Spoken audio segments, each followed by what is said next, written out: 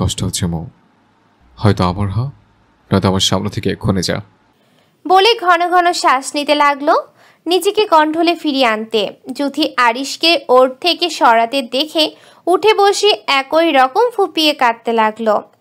এমন অনেকক্ষণ যেতে আরিশের কোনো সাড়া শব্দ না পেয়ে যুথি বিছানা থেকে নেমে চলে যেতে নিলে আরিশ ওর হাত ধরে ওর পিঠ ওর বুকের সাথে মিশিয়ে কোলের মধ্যে আবদ্ধ করে ওর দু হাতে ওকে জড়িয়ে নিয়ে ঘাড়ে মুখ ঠেকিয়ে কণ্ঠখাতে নামিয়ে বলল, চলে যাচ্ছ? আরিশ যুথিকে চুপ থাকতে দেখে আরেকটু শব্দ করে ওর সাথে চেপে ধরে অসহায় কণ্ঠে বলল, মৌ, তোকে একটু আদর কিংবা ছুঁয়ে দিলে কি তুই বেশি ব্যথা পাবি? আমার ভীষণ যন্ত্রণা হচ্ছে মৌ, মৃত্যুর যন্ত্রণা অনেক কঠিন, তার চেয়ে অনেক বেশি যন্ত্রণা তোকে হালালভাবে আমার করেও ছুঁতে না পারা। একটু অনুমতি দিয়ে তোকে ছোঁয়ার, তোকে আদর করার। আমি আর পারছি না মৌ এই দূরত্ব বয়ে চলতে। যুথি তখনও আরিশের ভয়ে চুপ করে নিঃশব্দ চোখের জল বিসর্জন দিচ্ছে। বারবার আরিশকে ফিরিয়ে দেওয়ার মানে আরিশ যদি জোর করে কোনো কিছু করে বসে, এসব ভেবে ভয়ে আবারও জোরে ফুপিয়ে কেঁদে উঠল। যুথির এমন ফুপানো কান্না দেখে আরিশের মেজাজ চমকে উঠে। আরিশ যতবার এই মেয়ের সাথে বনিবনা করতে চায়, ঠিক ততবার এই মেয়ে ফ্যাত ফ্যাত করে কান্না করবে, আর না নয়তো তার যেটা পছন্দ না সেটাই করবে। আরিশ ওর কান্না নিতে না পেরে ওকে ওর থেকে ছাড়িয়ে ঠাটিয়ে বাগালে থাপ্পড় দিয়ে বাহু চেপে দাঁত কিরমির করে বলল, সমস্যা কি তোর? তোকে মারছে না কামড় দিছে? এভাবে মরা কান্না জুড়ে দিস কেন? যুথি আরিশের ধাবাং মার্কা থাপ্পড় খেয়ে কান্না ভুলে নিচের দিকে তাকিয়ে ফুপাতে লাগলো। যুথিকে ফুপাতে দেখে আরিশের দাউ দাউ করা রাগ যেন জ্বলন্ত আগুনে পরিণত হলো। কিছুতেই নিজেকে কন্ট্রোল করতে না পেরে যুথির গায়ের ওড়নাটা টান দিয়ে খুলে সেটা মুড়িয়ে ওর হাত পা দুটো বেঁধে বিছানায় ধাক্কা দিয়ে উঠে বারান্দায় চলে গেল। আরিশকে বারান্দায় চলে যেতে দেখে যুথি বাঁধন খোলার চেষ্টা করলো, তবে এত শক্ত বাঁধন কি আর এতটুকু মানুষ খুলতে পারে? তা একদম পারে না। আধা ঘন্টার সময় অতিবাহিত হতে আরিশের মাথাটা একটু ঠান্ডা হতে রুমে এসে দেখে তার বাচ্চা বউ বাঁধা অবস্থায় ঘুমে গদগদু হয়ে হাঁ করে শ্বাস করছে। আর একটু ভালো করে তাকাতে খেয়াল করলেও মুখ হাঁ করে থাকায় মুখ থেকে লালা বেয়ে পড়ছে। যুথির এমন ঘুমানোর স্টাইল দেখে আরিশ ঠোঁট কামড়ে হাসল। কে বলবে এই মেয়ে জাগন্ত অবস্থায় কতটা নেশাক্ত, একজন টকরা যুবককে নাড়িয়ে তুলতে সক্ষম। আরিশ এটা ভেবে ওর কাছে গিয়ে হতে পায়ের বাঁধন খুলে ঠিকভাবে শুয়ে দিবে। মুখের দিকে তাকাতে ওর মনে হলো হয়তো তার কাছেই তার মৌ এতটা সুন্দরী, এতটা নিষ্পাপ, কারণ সে তো সেই ছোট্ট থেকে এক নারীতেই আসক্ত। দ্বিতীয় কোনো নারীর দিক চোখ তুলে তাকায়নি, তাহলে সে বুঝবে কিভাবে অন্য রমণী দেখতে কেমন? হয়তো তার মৌকে অন্য কারোর কাছে ভালো নাও লাগতে পারে, কিন্তু তার কাছে তার বউ সব থেকে সেরা। তার প্রিয় মানুষ, তার বক্ষ পিঞ্জিরার ভালোবাসা, তার শ্বাস নিঃশ্বাস সব কিছুই তো এক নারীতেই আসক্ত আটকে আছে। আরিশ এসব ভেবে যুথির মুখের লালা মুছে দিয়ে গালে হাতটা ভুলিয়ে দিল। এই তো কিছুক্ষণ আগে এখানেই থাপ্পড়টা মেরেছিল। অতঃপর আরিশ লালচে হয়ে থাকা গালটায় চুমু খেয়ে রুম থেকে বেরিয়ে গেল বাহির থেকে দরজাটা নক করে। সময়টা রাত 9:07। অফিস সেরে বাসায় ফিরলেন বাড়ির দুই কর্তা ও রাদিফ। সাময়িক ছুটির জন্য সবার কাজ যেন কাছেই না। যদিও বাইরের অফিসের কাজ গোছানো হয়ে গেছে, সেখানে আর 6 মাসে না গেলেও সমস্যা নেই, কারণ সাইফুল খান সেখানে সব কাজ মোটামুটি দেখভাল করে আজকে ফ্লাইটে উঠেছেন। উনি ফ্লাইটে উঠে ভাইদের জানিয়ে দিয়েছেন ওনার আশ্বাসে বাকি দুই ভাই সন্তুষ্ট না। ওনারা ক্লান্ত শরীর নিয়ে বসার ঘরের সোফায় শরীর এলিয়ে দিতে ওনাদের ঠান্ডা পানি নিতে খেতে দিলেন লিমা খান। সানজিদা খান ও মোমেনা খান আবার খাবার টেবিল সাজাচ্ছেন। মেহজাবিন খান তরকারিগুলো একে একে বাটিতে বেড়ে নিচ্ছেন। এমন সময় আরিশ ও সিঁড়ি বেয়ে নিচে নামছিল, তখন সাফওয়ান খান মাহমুদ খান ও রাদিফকে এক জায়গায় দেখে না দেখার মতো করে সানজিদা খানের কাছে গিয়ে বলল, খেতে পেয়েছে আম্মু, খেতে দাও। সানজিদা খান ছেলের দিক তাকিয়ে মুচকি হেসে বললেন, খাবার সবার জন্য রেডি করেছি। তোমার আব্বু চাচু এখনো এলো তো? ওনারা ফ্রেশ হয়ে এলে দিয়ে দিব। আরিশোর মায়ের কথায় দ্বিতীয় উত্তর না করে একটা প্লেট নিয়ে তাতে খাবার বেড়ে সামান্য তরকারি নিয়ে প্লেট হাতে চলে যেতে নিলে পেছন থেকে সাফওয়ান খান বললেন, আরশ বাবা, তোমার সাথে আমার কথা ছিল। আরিশ শুনল তার বাবার কথা, তবে সিঁড়ি বেয়ে উঠতে উঠতে তৎক্ষণে বলল, আপনার সাথে আমার কোনো কথা নেই। সাফওয়ান খান হতাশ হলেন, তবে হাল ছাড়লেন না। আরিশের যাওয়ার দিক তাকিয়ে কড়া কণ্ঠে বললেন, আমি তোমার বাবা হই। বাবার সঙ্গে সেই 7 বছর আগে ধরে রাখা ইগো মানায় না বাপ। বাবা তো তোমাকে ভালোবাসি। আরিশের পা তৎক্ষণে থমকায়। অতঃপর ঘাড় ঘুরিয়ে মায়ের দিক তাকালো। আরিশ সানজিদা খানের দিক তাকাতে উনি উপর থেকে নিচ মাথা নেড়ে আশ্বাস দিলেন বাবার সাথে কথা বলার। আরিশ মায়ের ইশারায় কিছুক্ষণ নিচের দিক তাকিয়ে আবারও রুমের দিক চলে যেতে নিলে সাফওয়ান খান ক্লান্ত শরীর নিয়ে উঠে দাঁড়ালেন ছেলের ইগো ভাঙানোর জন্য। কারণ তিনি জানেন তার ছেলে ভাঙবে তবু মচকাবে না। উনি নিজে গিয়ে ওনার ছেলেকে যতক্ষণ পর্যন্ত বুকে না জানাবেন ততক্ষণ পর্যন্ত ওনার ছেলের ইগো কমান নয়। যদিও আরিশ এসব পছন্দ করে না, তবুও একবার চেষ্টা করতে ক্ষতি কি? যতই হোক বাবা তো। এসব ভেবে উনি আরিশের সামনে দ্রুত পায়ে গিয়ে দাঁড়িয়ে বললেন, তোমাকে কি বললাম? সাফওয়ান খান সামনে দাঁড়াতে আরিশ ব্রু কুঁচকে পাশ কাটিয়ে চলে যেতে নিলে উনি আরিশকে টেনে বুকের সাথে জড়িয়ে বাঁধ ভাঙা কণ্ঠে বললেন, এত ইগো কোথায় রাখো বাবা? আজ দেশে ফিরে 2 মাস শেষ হয়ে 3 মাস হতে চললো, কিন্তু বাবার সাথে একটা কথা বললে না। এতটুকু বলে থেমে আবার বললেন, তোমার যেমন মৌয়ের সাথে কথা না বললে ভালো লাগে না, তেমন তুমি আমার সাথে কথা না বললে আমারও ভালো লাগে না। আমি মানছি সেদিন আমার পদক্ষেপটা ভুল ছিল, কিন্তু তোমার অন্যায়টাও ছিল তো তীব্র ছিল। সাফওয়ান খান ছেলেকে জড়িয়ে এত কথা বলতেও উনি খেয়াল করলেন আরিশ ঠিক আগের মতো প্লেট হাতে গম্ভীর ভঙ্গিমা নিয়ে দাঁড়িয়ে আছে। না ওনাকে সরিয়ে দিচ্ছে আর না গম্ভীরতা ভেঙে কিছু বলছে। এতে উনি বেশ হতাশ হন। ছেলেদের নাকি কাঁদতে নেই, কিন্তু সাফওয়ান খান যেন এই কথাটা ভিতরে উফরে ফেললেন। ছেলেকে এখনো একইভাবে দেখে ওনার চোখ দুটোতে টলমল করে পানি জমল। অতঃপর উনি ভাঙা কণ্ঠে বললেন, তুমি দেশে ফিরে মৌকে বিয়ে করবে বললে বিয়ে করে নিয়েছো, আমরা মেনে নিয়েছি। তুমি বলছো মৌ তোমার সাথে রুমে থাকবে, তুমি রেখেছো, আমরা মেনে নিয়েছি। তাহলে তুমি আমার সাথে কেন কথা বলছো না? তুমি যে আমার একমাত্র সন্তান, তুমি যে আমার সাথে কথা না, এটা আমি যে মেনে নিতে পারছি না বাবা। সাফওয়ান খানের ভাঙা কণ্ঠ শুনে আরিশের মনটা কিছুটা হলেও গলে আসে। অতঃপর বাবার পিঠে হাত রেখে বলল, কাঁদবেন আম্মু, আমি চলে এসেছি তো। আজ 7 বছর 3 মাস পর ছেলের মুখে আব্বু শুনে সাফওয়ান খান আবেগ প্রফুল্ল হয়ে সবাইকে চিল্লিয়ে বললেন, তোমরা শুনছো, আমার আরিশ আমাকে আব্বু ডেকেছে। এর থেকে খুশি আর কি হতে পারে? সাফওয়ান খানের চিল্লানোর কথায় নিচে সবার মুখেই মুচকি হাসি ফুটল। সবাই এটাই চেয়েছিল, বাবা ছেলে যেন আগের মতো এক হয়। সাফওয়ান খান নিচের সবাইকে একবার দেখে আরিশের বাহু ধরে কণ্ঠে আত্মবিশ্বাস এনে বললেন, বাবা ছেলে এক, তো করবি কি সমাজ? আরিশ আর দাঁড়ালো না, ব্যস্ত পায়ে হেঁটে রুমে চলে গেল। আরিশ চলে যেতে উনিও ফ্রেশ হতে রুমে চলে গেলেন। সানজিদা খান খাবার টেবিলে সবার খাবার দিতে সেখানে ছোট বড় থেকে সবাই বসে পড়ল খাবার খেতে। সেখানে রোদও ছিল। রোদ সবার সাথে খাবার খেতে আসতে না চাইলে সানজিদা খানের ডাকে সবার সাথে একসাথে খেতে বসে। লিমা খান সবার খাবার খাওয়া শেষ হয়ে আসতে হঠাৎ উনি রোদের দিক তাকালেন। অতঃপর কিছু একটা ভেবে রাদিফের দিক তাকিয়ে বললেন, রাফিদ, আবু, তোমার সাথে আমার কথা আছে, খাবার শেষে আমার রুমে এসো।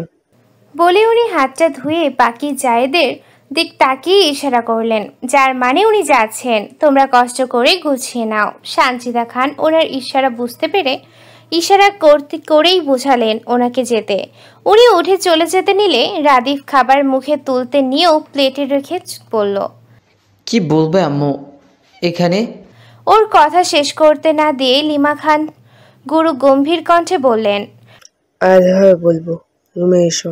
বলে উনি ওনার রুমে চলে গেলেন। উনি চলে যেতে রাদিফ খাবারটা তাড়াতাড়ি করে শেষ করে হাতটা ধুয়ে হাত মুখ মুছে মায়ের দরজায় নক করতে লিমা খান বললেন, দরজা খোলাই, তুমি ভেতরে এসো।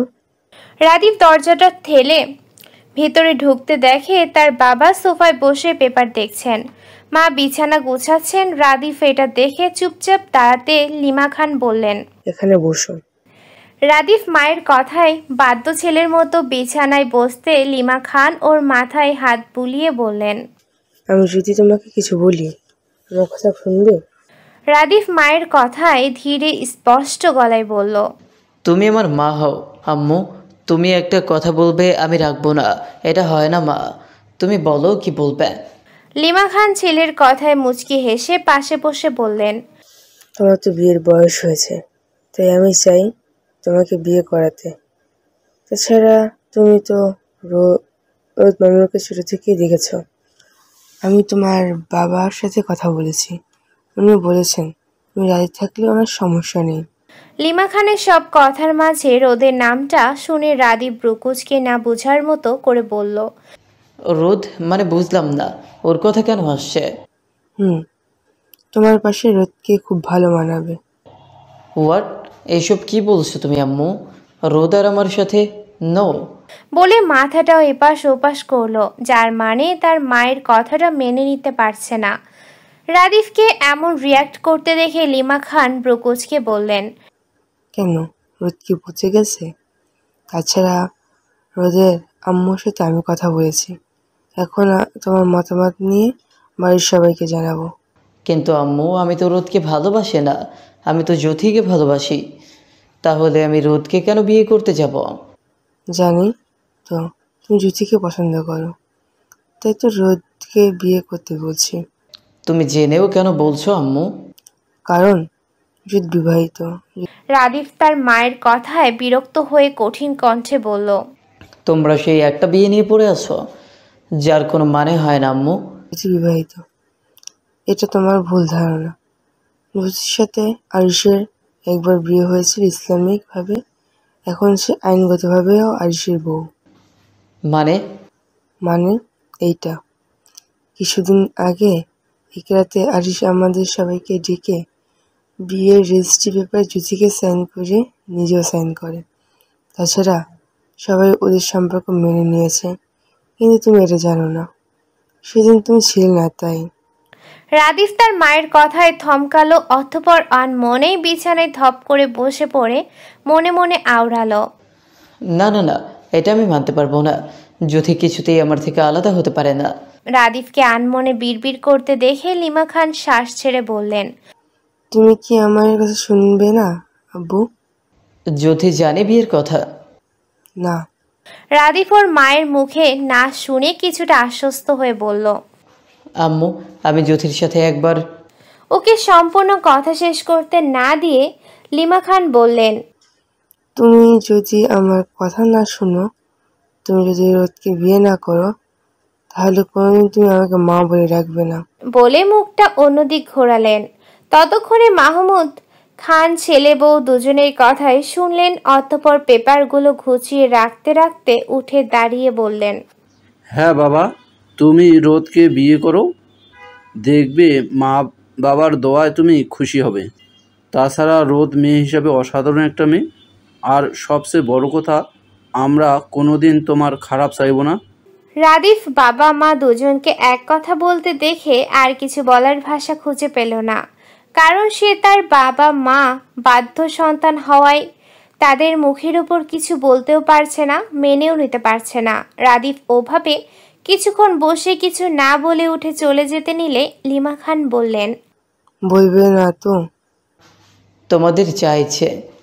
বলে রাদিফ আর এক মুহূর্তও দাঁড়ালো না, হাত দুটো মুঠি বদ্ধ করে সেখান থেকে চলে আসলো। রাদিফ ওর বাবা মাকে কথাটা বলে তো এলো, ও কি রোদকে আদৌ বিয়ে করবে, নাকি মায়ের মুখের দিক তাকিয়ে নষ্ট হবে দুটো জীবন? ও আর এই বিষয় নিতে পারছে না, আর না ভাবতে পারছে, কারণ ও জানে ওর বাবা মা রোদের বাবা মায়ের সাথে এই বিষয়ে কথা বললে তারা হাসি মুখে রাজি হয়ে যাবে। তখনও না চাইলেও রোদকে বিয়ে করতে হবে, এটা মাথায় আসতে হুট করে আনমনে মুখ থেকে বেরিয়ে এলো, না। এটা বলে উঠে দাঁড়িয়ে মাথায় হাত দিয়ে চুলকাতে চুলকাতে পায়চারি করে বিড়বিড় করে আওড়ালো, আমাকে জ্যোতির সাথে আলাদা কথা বলতে হবে, ওকে বোঝাতে হবে আমি ওকে ভালোবাসি। আর ও তো জানি না ওর আবারও বিয়ে হয়েছে। আর সবচেয়ে বড় কথা, ও তো আরিশকে ভয় পায়। ও ওর সাথে কোনোদিন থাকবে না। একবার যদি ওকে বোঝাতে পারি তাহলে বাবা মাকেও বোঝাতে পারবো। তখন হয়তো তারা বুঝবে জ্যোতি আমার সাথে থাকবে। তখন আরিশ খাবার প্লেট নিয়ে রুমে আসতে দেখে জ্যোতি বিছানায় নেই। অতঃপর আশেপাশে তাকাতে তখন জ্যোতি ওয়াশরুমের দরজা খুলে মাত্র বের হয়েছে। আরিশ জ্যোতিকে দেখে দরজাটা ভেতর থেকে লক করে খাবার প্লেটটা নিয়ে বিছানায় বসতে জ্যোতি গুটি গুটি পায়ে কিছু না বলে রুম থেকে কেটে পড়তে দরজা পর্যন্ত যেতে আরিশ গম্ভীর কণ্ঠে বলল, বারবার ছাড় দিচ্ছে বলে সবসময় ছেড়ে দিব এটা মনে করিস না, তাই আমাকে রাগাস না। বলে 2 মিনিট বসে অপেক্ষা করতে জ্যোতি তখনও ওর সামনে এসে না বসায় খাবার প্লেটটা সামনে থেকে ধাক্কা মেরে রাগে ফুঁসতে ফুঁসতে উঠে জ্যোতির দিকে যেতে নিলে আহস্যিক জ্যোতি দৌড়ে এসে লাফ দিয়ে আরিশের গলা জড়িয়ে ঝুলে পারত, যার দরুন ওর পা দুটো মাটি থেকে অনেকটা উঁচু হয়ে গেল। তৎক্ষণে আরিশও তাজ্জব হয় জ্যোতিকে ঝুলে থাকতে দেখে 2 হাতে ওকে আগলে ব্রুকুচকে বলল, সমস্যা কি? আমাকে না চালালে ভাল লাগে না? তৎক্ষণে জ্যোতি এভাবে জড়িয়ে থাকা অবস্থায় বলল, ও যার মানে তাকে তার না জ্বালালে ভালো লাগে না। আরিশ জ্যোতির উহ শুনে ওর কানে মধু কামড় দিতে জ্যোতি ওভাবে আরিশের বুকে আরেকটু সিটিয়ে গেল। আরিশ জ্যোতিকে বিছানায় বসিয়ে ওর পাশে বসে গাল দুটো হাতের মধ্যে আবদ্ধ করে সমস্ত মুখমণ্ডলিতে একে একে চুমু দিয়ে ঠোঁটে হালকাভাবে চুমু খেয়ে বলল, আমার রুমে আমার বুকে স্থান তোর, এখানে তুই শুরু, এখানে সীমাবদ্ধ। বলে খাবার প্লেটটা সামনে এনে খাবার মুখে জ্যোতির মুখের কাছে ধরতে জ্যোতি ছোট্ট করে হা করে খাবারটা মুখে নিয়ে মনে মনে গম্ভীর পুরুষের দিকে তাকিয়ে বলল, আপনি বলুন আর না বলুন, আমি জানি আপনি আমাকে ভালোবাসেন। ফাড়ির কথাই হয়তো সত্যি, কিছু মানুষ ভালোবাসা প্রকাশ করতে জানে না, তবে তাতে কি হয়েছে? আপনি আপনার ভালোবাসার কথা নাই বলতে পারেন, কিন্তু আমি তো আমার ভালোবাসার কথা আপনাকে প্রকাশ করতেই পারি। হ্যাঁ, আমি বলবো আমার ভালোবাসার কথা আপনাকে, তারপর না হয় দুজনে এক হওয়া যাবে। ততক্ষণে না হয় আমাকে একটু সময় দিন। সময়টা সকাল 11:22।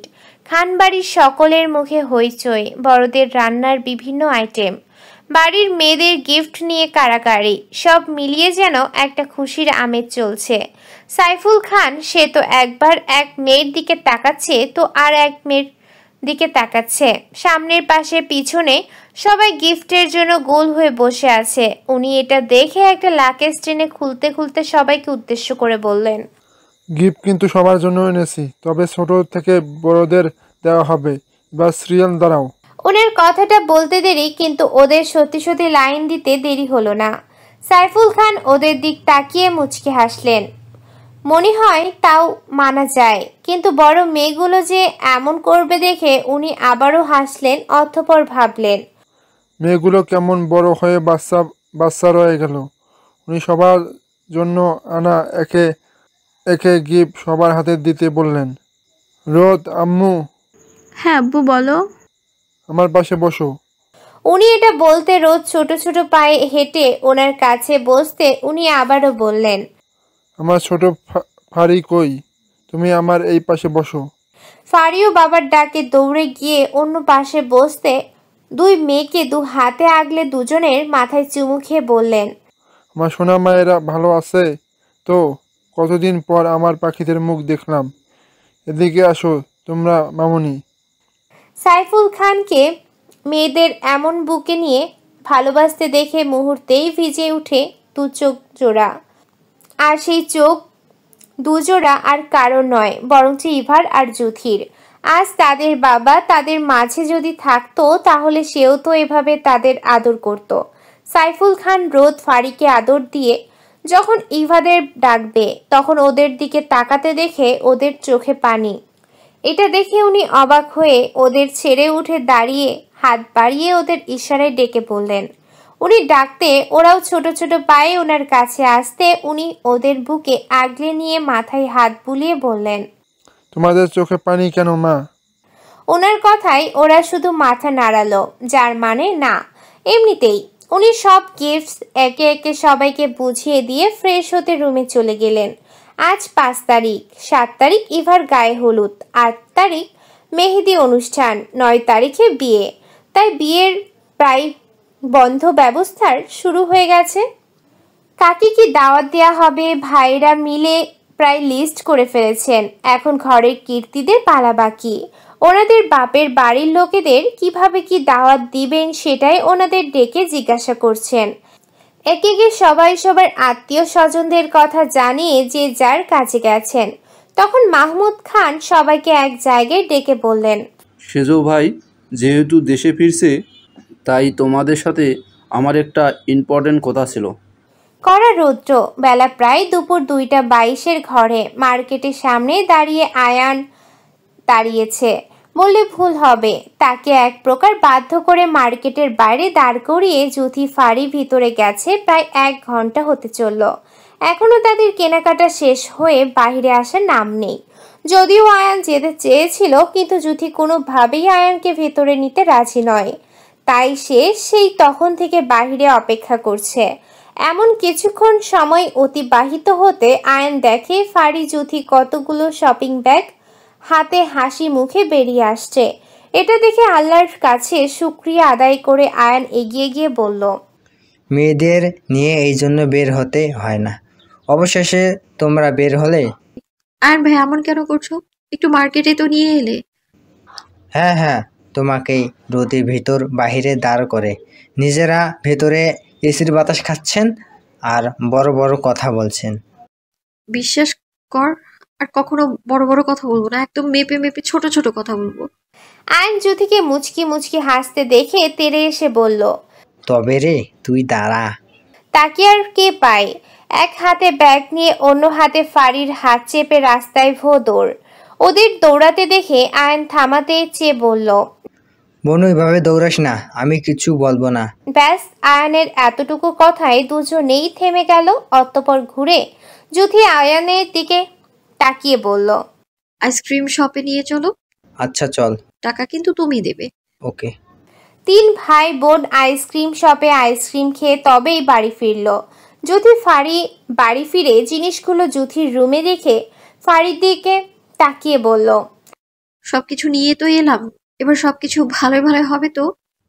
ইনশাল্লাহ। এতটুকু বলে থেমে ফাড়ি আবার বলল, এখন একটা লম্বা শাওয়ার নিতে হবে, বই না, আমি গেলাম। বলে ফাড়ি যেতে নিলে জুথি ওকে থামিয়ে বলল, আচ্ছা ফারি, তুই তো অনেক গভীরে চিন্তা করে পদক্ষেপ নিস। আমি জানি আমি ম্যাচিওর নই, বারবার ভুল করি আমি। আমার থেকে অনেক ম্যাচিওর তুই। আমার পদে পদে ভুল হলে তুই সেটা ধরিয়ে দিতি। কোনটা ঠিক হবে কোনটা ভুল হবে সেটা তুই আমায় বলে দিতি। কিন্তু একটা বিষয় লক্ষ্য করলি না তুই? প্রথমে আমিও ভাবিনি, তবে একদিন হঠাৎ মনে হলো, তাই অনেক ভেবেচিন্তে মিলালাম। ফাড়ি জুথির হেয়ালি কথার কপাল কুঁচকে ভ্যাং করে বলল, ও, তার মানে তোর ঘটে বুদ্ধি হইছে। ফারি আমি সিরিয়াস। জুথিকে সত্যি সত্যি সিরিয়াস হতে দেখে ফাড়িও নড়ে চড়ে স্বাভাবিক হয়ে ওর কাছে এসে কাঁধে হাত দিয়ে বলল, কি হয়েছে বোন? আচ্ছা ফারি, সেদিন রাত্রিবেলার ঘটনা তোর খটকা লাগেনি? কোন রাত্রিবেলা? আরে ওই দিন যেদিন আমি আর তুই গল্প করছিলাম, এমন সময় উনি মানে আরিশ ভাই আমাদের নিচে ডেকেছিলেন যে। তো? জুথি ফাড়ির থেকে একটু সরে নিঃশ্বাস ফেলে বলল, দেখ, সেদিন উনি ডাকলো, আমি গেলাম। উনি আমায় ওনার পাশে বসতে বলল, আমি বসলাম। অতঃপর উনি সর্বপ্রথম আমাকে আংটি গিফট দিলেন। তারপর মুহূর্তেই উনি নিজে আংটি না পরে আমার থেকে আংটিটা পরলেন। তারপর পেপারে সাইন করালেন, নিজেও করলেন। তারপর আমাকে কথার প্যাচে ফেলে 4 বার কবুল বলালেন। আমি কবুল বলতে উনি আলহামদুলিল্লাহ বলে নিজেও 3 বার কবুল বলে আমাকে চলে আসতে বললেন। আমরা চলে এলাম। আবার সেদিন ওখানে সবাই উপস্থিত ছিল। বিষয়টা কেমন লাগলো না? ফাড়ি জুথির কথা এবার অনেকটা সিরিয়াস ভঙ্গিমা নিয়ে ভাবতে বলে উঠল, আসলেই তো, এভাবে তো ভেবে দেখিনি।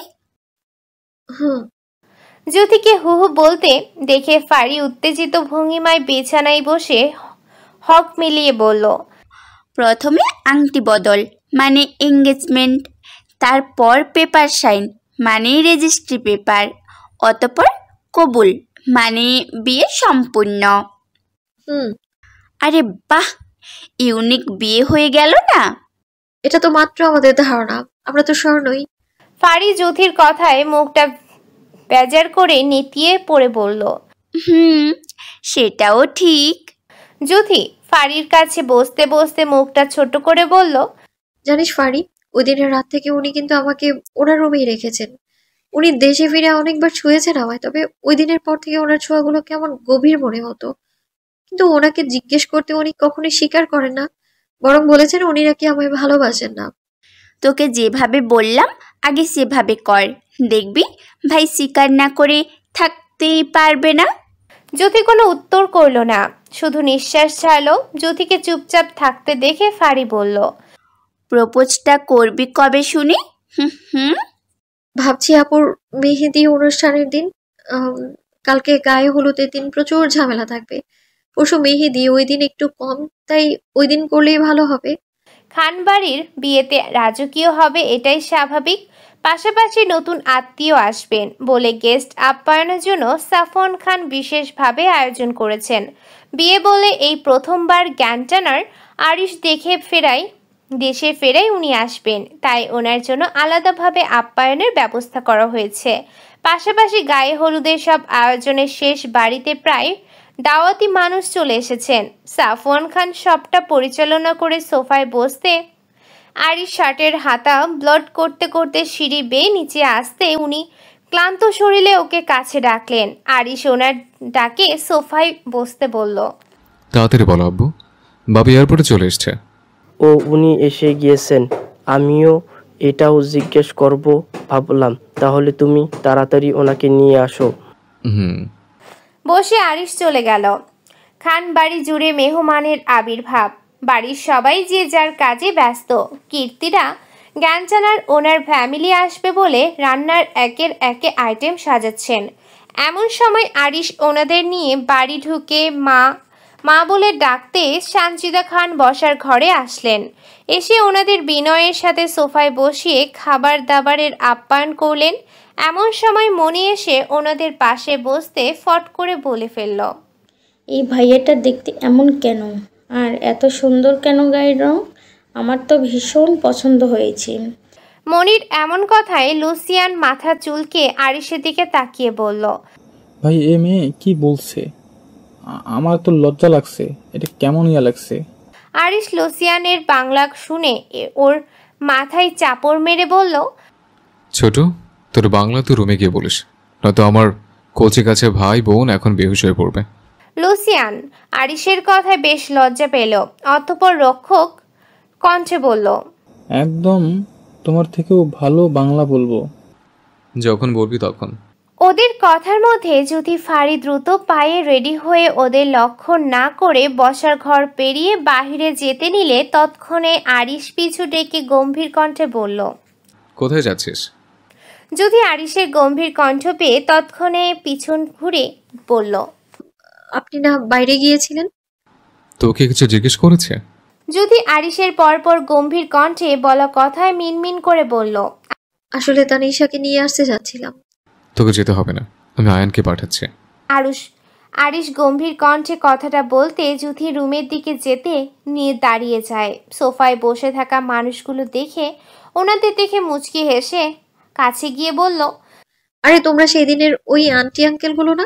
যুথিকে দেখে ইন্দ্রিয়া তাইনিন হাতের ইশারায় ওনার কাছে ডাকতে যুথি ছোট ছোট পায়ে ওনার কাছে গিয়ে বসতে উনি যুথিকে বুকে জড়িয়ে কপালে চুমু খেয়ে বললেন, বাহ, আমার মাকে দেখতে তো মার্শাল্লাহ।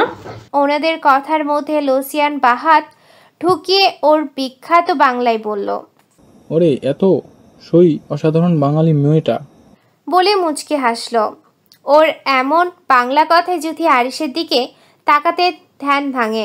ফারির উচ্চ হাসির শব্দে লুসিয়ানের এমন বাংলা কথায় ফারি ফিক করে হেসে দিতে তৎক্ষণে লুসিয়ান দৃষ্টি ঘুরিয়ে ওর দিক তাকালো। অতঃপর দুজনেই চোখাচোখি হতে দুজনেই চোখ সরিয়ে নিল। লুসিয়ান বেশ লজ্জা পেল। শেষমেশ কিনা একটা মেয়ে ওর বাংলা বলাতে হাসলো। তবে লুসিয়ান আর চোখে ফারিকে কয়েকবার পর্যবেক্ষণ করল। লম্বা চুল, হলুদ ফর্সা শরীর, সরু নাক, চিকন গোলাপি রাঙা দুটো ঠোঁট, মন কাড়া হাসি, সব মিলিয়ে যেন কয়েকবার আর চোখে দেখল। তৎক্ষণে ফারি কৌশল বিনিময় করার জন্য ওনাদের কাছে এগিয়ে গিয়ে বলল, আসসালামু আলাইকুম আঙ্কেল আন্টি, আপনারা কেমন? ফাইন আম্মু, হাউ আর ইউ? আলহামদুলিল্লাহ। আপনাদের আসতে কোনো অসুবিধে হয়নি তো? নো আম্মু, আমাদের আসতে কোনো সমস্যা হয়নি।